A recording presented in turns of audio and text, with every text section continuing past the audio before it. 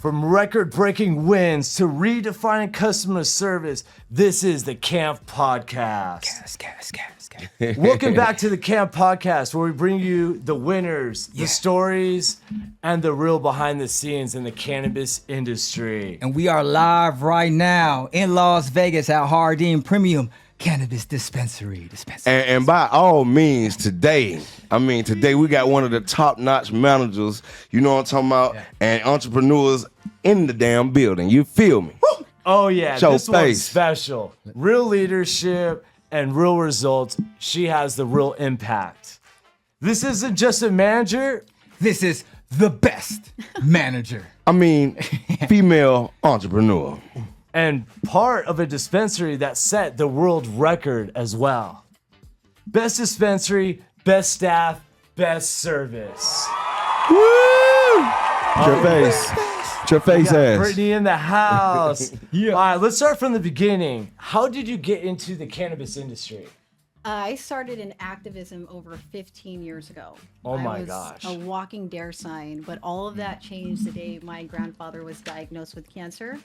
And I had a chance to fight for people that were too sick to fight for themselves. I love that. So long story short, activism, I was running around Santa Ana getting 1,000 signatures to put recreational cannabis on the ballot. Wow. And from there, I've had a chance to work with this plant from seed to sale. And that's what led me to my position here at Jardin.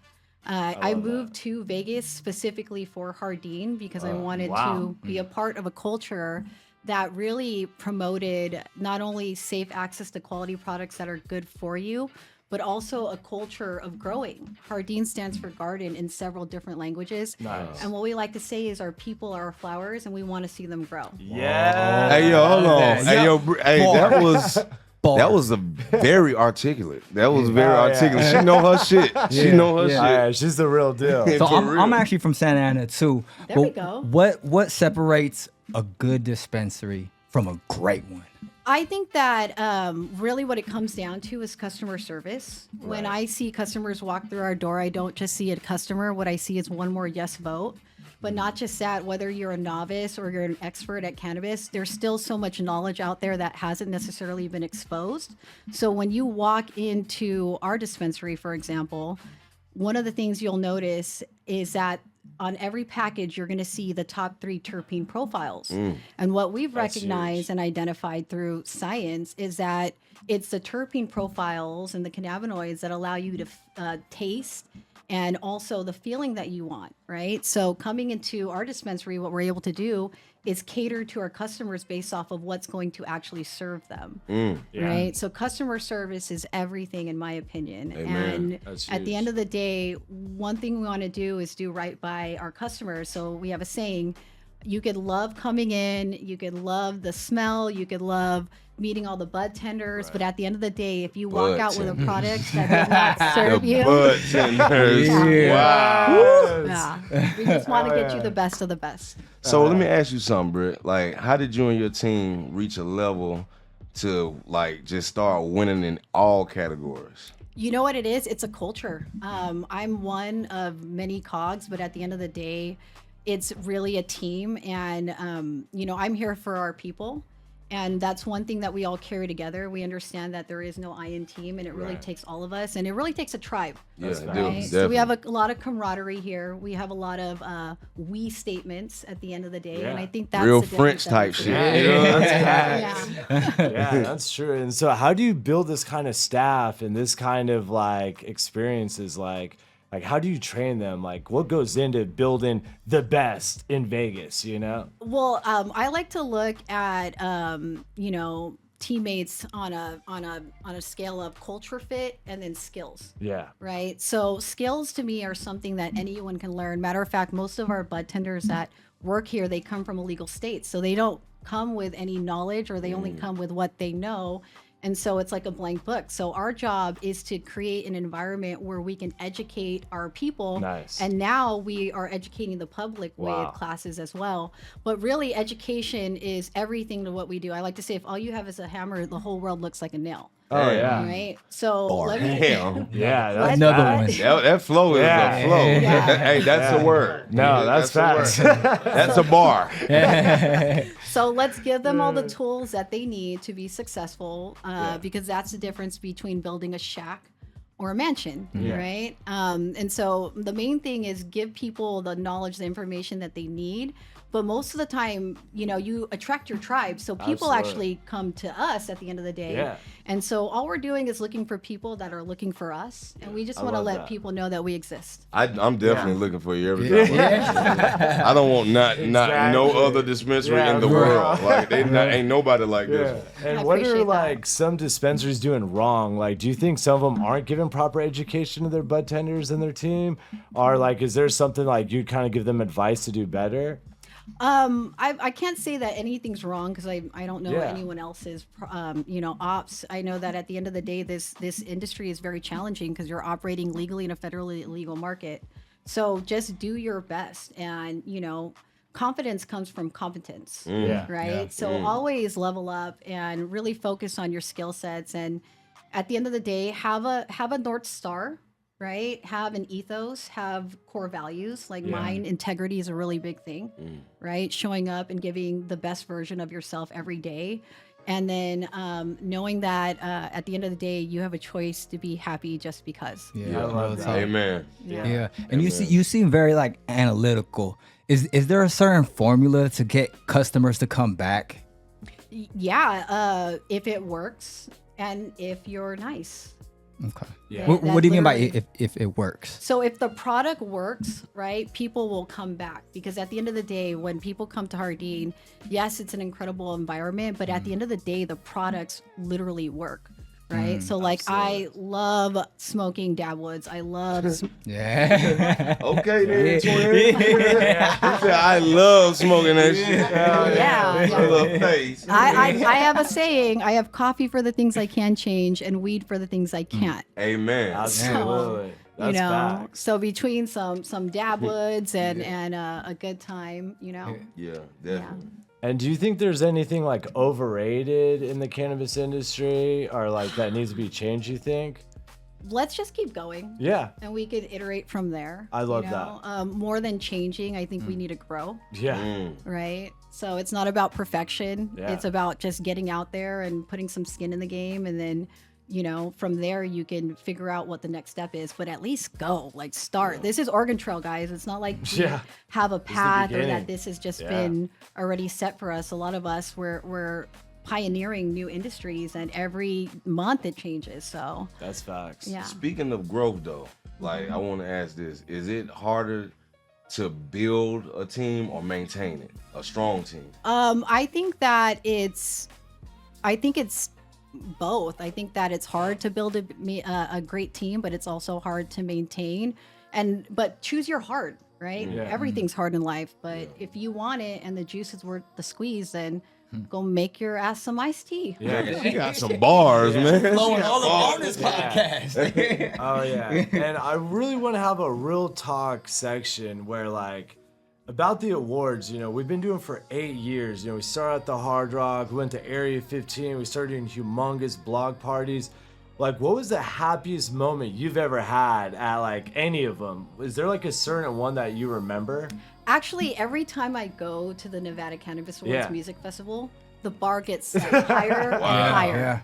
Yeah, it was Right. like from Twisted, Sugar Free, Dizzy Right, like just seeing different artists, different people. Yeah, Like, I think it's great because it's a place where artists come together, but most importantly, like the community, right? Yeah. So it's like one place that the cannabis community can come to, but it also, you make it so welcoming that, appreciate that. the public can join and Yeah. have an incredible time, because we're not that scary. Yeah, yeah, literally. We just want to have a great time. Wow, And yeah. I really feel like that's a place where we can really enjoy ourselves and this culture and what we do, but safely and freely, which I think is so important. I love that. What would you say one thing that the cannabis industry, the people in the industry don't want to admit? I don't what do they not want to admit? Which part of the cannabis industry? Because I feel like we're we're all is pretty two of them. It's two yeah, parts. I feel like we're pretty transparent. Well, let's break down the two parts. Let's explain the two parts and then. Are you talking about like the cannabis industry in terms of like working it or creating the policies? Oh, you know what? Here's a good one. We all need to work together. Absolutely. Period. I was just Cannabis bring people together. we have to and work it together. should- It it doesn't should work matter on that if you're end. a bud tender. It doesn't matter if you're a consumer, if you're a policymaker, if you're in law. Like all of us need to literally work together in order for us to move the ball and get the needle going in terms of legalizing this plant. It was interesting because I was at a event recently where I met the new Cannabis Compliance Board chair, Major Berry. And, I'm sitting with all these other people and they're like, oh, your biggest competition. Who is it? I'm like, my biggest competition is yours. And that's the black market. Right? Wow. Yeah. There's plenty of grocery chains for a reason. And dispensaries, I don't see anything wrong with having a lot. You see it work in other places. So at the end of the day, we just need to all work together so that we all have access to this wherever we go. Because I remember going to Florida and oh my God, I was so dry. Yeah. 100%. Yeah. Seriously. And just curious, if someone wanted to try to build a top dispensary, like what's like the first advice you'd give them, Say if I wanted to build a dispensary here in Vegas and I had $100 million, like what would you say first? Is it location? Is it like what side of town you're at? Is it a zip code? Like what really goes in that first step? First of all, call me. Call me. Secondly, there's so many nuances to it that at the end of the day, if we were to break it into a pie chart, there'd be 100 different sections of it. And then that would teeter in terms of percentage. Absolutely. But to me, the biggest and quickest way to do something is through speed and accuracy. Absolutely. And so when you have high performing teammates, because you can't do it alone, that's when you go far, right? You need to find your Kobe, you need to find your Shaq, you need to find people in the right seats that are going to do the right thing. Oh, yeah. And most importantly, culture fit, because culture is what people will do when you're not in the room. Yeah. Can I ask you a question? Yes. Why you leave LeBron out? Yeah. She went straight to Kobe, Kobe's one of my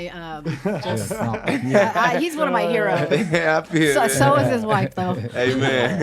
And that's the funny thing is too, is like when I was in Oklahoma doing the cannabis works, I would see like a dispensary put like a back of a truck in front of another dispensary and just set up a shop. And I'm like, I wonder if they could actually call Brittney and ask her better advice to just put it right here in a truck. Call her. You could have maybe bought one of those box things for $10K instead of like a rusted truck. You live and you it was just learn. funny, seeing from what you guys been able to accomplish here to seeing what has been going on around the world. Yeah. Was there a moment in your career that almost made you just quit? I mean, there's always going to be challenging times, but that's why I think it's so important to have a North Star or an ethos. At the end of the day, I'm still fighting for that same dream that I wish my grandfather had, right? Because when we brought it back to him and said, hey, cannabis is actually really good for you, you should try it, he turned around and said, honey, I don't want to die a criminal. And so that's when I felt the true deep. injustice That's real of the deep. system. Yeah. That's a deep one. So for me, I am fighting to see this plant win. I serve this plant. That's where I'm coming from. I love that. And so until we can legalize this plant and make sure that everyone has the freedom to choose, I'm not going to stop. Right. I love that. So let me ask you this: what do you think the biggest misconception with cannabis is? Oh, easy. That you can't be productive. I am a That's facts. productive stoner. Oh my gosh. I use cannabis for everything. A lot of people think that you can only use it to like sleep, but at the end of the day, I have strains that I use as a pre-workout. I have strains that help me lose 35 pounds. What? Hold on, what the hell? Where is that? It's Pre-workout shit. Like, I work out every day. I'm trying to get some of that pre-workout cannabis. You feel me? it literally. Hey, Steve. We need to find the pre-workout cannabis, bro. Cause the weed I be hitting in the morning, if I smoke in the morning, I be like, I'm gonna go about 11 now. And then about 11, I'm gonna be like, I'm just gonna go tomorrow. For real. We all fall into that. Yeah, I That totally is so get it. awesome. Where do you see the biggest opportunity in cannabis retail right now? Oh man, legalizing this plant, because once we legalize it, like, we don't get treated like the regular businesses up the street, right? We don't even get to write off basic cogs, and Like so the that's black a sheep. big Wow. issue. Really? Yeah. That's But when you crazy. go downstairs, you see everyone here just trying to make an honest living. So at the end of the day, I think there's still opportunity for, you know, local changes until the Right. federal government decides to, you know, make that pull. Why is that? What's so wrong with if everybody else say yes, why is the federal part like no? And you gonna make money off of it? Like they gonna make money off of it? Yeah. Actually, we bring in Nevada, we bring in more tax dollars than the tobacco and alcohol industry combined. They just don't want us to be happy. shit. Yeah, They don't want us to be for happy. real. That's it. I'm gonna sum it up to that. They don't want us to be Nah, that's happy. bad. I actually think it's just miscommunication, and people need to get on the same page. Yeah. You know, facts. so you know, I think it's important because there's a lot of misinformation out there, but also a lot of people where they're not subject experts when it comes to cannabis, right? They've never tried it. They only know all the scary, you know, quote unquote stories. In reality, they need to go look at the fun ones, because I'll tell you, I got some stories. Amen. Some edibles, guys. I'm getting a little too high. I love that. So Look, tap in with this. Quick answers only. Yeah. Quick answers There you only. go, speed round. Quick answers only. The best dispensary experience you ever seen. Oh, cannabis and cancer class, where we had over 50 cannabis patients come in, learn all about the plant, and then they went downstairs, got something to get them through the morning, something to get them through the day, and then something to get them through the night. Damn, where Wow. you come out downstairs? Can we go back down? Because I need something for the morning, day, and night. I need that I pre-workout got you. one. I know someone. I know someone. Most important product or customer service? Customer service always. Hey man, I dig that. Vegas or California? Ooh.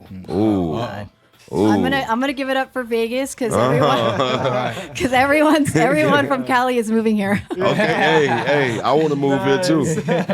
Flower, vapes, or edibles? Definitely prefer flower as Amen. a roll up, but if I were to smoke some vapes, then I'm smoking me some dablets. One word to describe the cannabis industry. Oh, fun. Oh, Yeah. wow. I love Amazing, that. amazing. And it's only right that we're doing this here at Jardin Premium You feel Cannabis me? Oh, yeah. Dispensary. Amen. Voted #1 Yeah. dispensary, literally 7 years in a row. Yeah. The Ba, ba, ba, undefeated ba. champion. Yeah. Shout out to the team. I'm one of many, and at the end of the day, I wish they were all up here getting a chance Yeah, to speak, but absolutely. I can't even take credit for something that we all do. That's Yeah. amazing. Yeah. That's Yeah. amazing. For real. No, literally, it's like literally seeing you guys win every single year. Like the team, there was a couple times where there was a couple brands that were ahead of you guys, and literally there was a couple times where it almost didn't happen. Yeah. But no matter what, Jardin always came back. They literally set the world record for the most votes of any other dispensary nationally. Hey man, you you a cold stoner. You a cold stoner, man. For real. He's a cold stoner. Hey, it's like it's been crazy because like in Cali, like when we did the California Cannabis Awards, I was like, there has to be a dispensary, you know, like Planet 13 was huge as shit. I was like, dude, they're gonna blow out these numbers, you know? But no one did. You guys literally, like, what you guys do here is unbelievable, you know? And I really want to thank you guys for being part of the festival, being one of the featured winners, you know? And literally making this dream come true.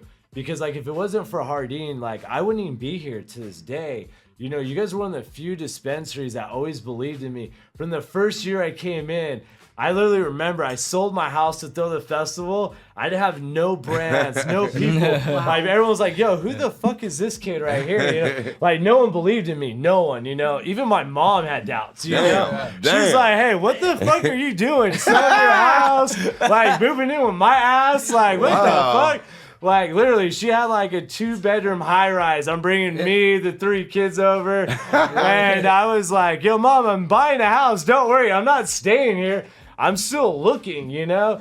And at that point, I felt like I was cooked. And then I came You were. Oh yeah, you were. absolutely. I look back on it, I'm like, why the fuck did I sell my house to throw a show? You know? No, that was the best idea. You know, at the end of the day, you know, I remember bringing up the opportunity to Jardin, and I remember looking at the founder Adam, and like, bro, you know, this is gonna be our first one. You know, I don't know what the fuck's gonna happen, honestly. We got Afro Man, Ron Jeremy, Spice One, all the good people, the alcoholics. We got the Dope Shack in the house. The good people. Like, I was literally called Lazy Bone. I was like, bro, we can't afford the whole Bone Thugs, but man, you can like literally, this would help out. You That's know? wild. Yeah, literally. We can't have all the Bone Thugs, so we can have you. Like literally, you know. And it was crazy. And Adam was like, bro, I got you, bro. Just let me know what we gotta do. Yeah. We'll pull up. And literally, he bought the first diamond sponsorship to keep this shit going. Amazing. The second year, the third year, the fourth, the fifth, the sixth, You know, the seventh. you know, all I keep hearing in it though is what you said, and she said it in Yeah. the question. The quick answer is service, customer Yeah. service. That's all you keep talking about. Is like they treat Absolutely. their customers like family. Yeah, for real. absolutely. For real, that's and dope. It's That's literally dope. brought the festival the whole next level. You know, we would have literally had to stay at the Hard Rock, but we were able to expand to Area 15. Man. And when we went there, we just didn't do an outside stage over 120 degrees. We literally bought a whole inside stage as well. So, like, you know, it was just really cool to see that all happen. We gotta get you on that stage. Yeah. Oh, Please, yeah. please. No, we would be honored to have He Lil said we Scrappy didn't on just have him hot, we had him cool Oh, yeah. too. Yeah. Like, what? No, literally. That was like, we were sweating. Yeah. We were sweating. It was worth Yeah, it though. and it was so wild because at the end we're like, dude, let's just go all out and bring this downtown in the heart of Vegas. There's millions of people walking all day, and we just do a full-on block party. Yeah. And you know, I just really want to thank you guys because no matter what the vision was, you guys like, yo, let's run this, bro. Let's do it. Let's make a difference for the community. This isn't just about me or you or anyone else. This is about the culture, the community. And you guys literally had everyone's back through Always. COVID. Literally. They're like, you can only have 200 people at this festival. Like, literally, we're like, I know, we're only going to have 200. And you guys are like, you know what? Let's do this, you know? And through the scariest moments, through the best moments, Jardin Premium Cannabis Dispensary was there. Amen. And with no further ado, thank you, Brittney. Thank you, Lil Scrappy. Thank you. Thank you. Hell yeah. Thank you, Yeah. Chris Cash. Thank you. And behind the scenes with Ivan, the one and only Ivan. Hey, and before we go, I still want to go down there and see the morning, daytime, and nighttime shit. Yes. Like, I really do need the pre-workout shit because I work out every day. I need sure to, you know what I'm do. saying? Before I run, I want Hell to yeah. you dig? I got you. I got you. Thank you. For real. Yeah. And until next time, Brittney, we fucking love you. Love you We too. fucking love Fucking you love and fucking Jardins. Yes. Hell I yeah. love all of you. Yes. Let's go.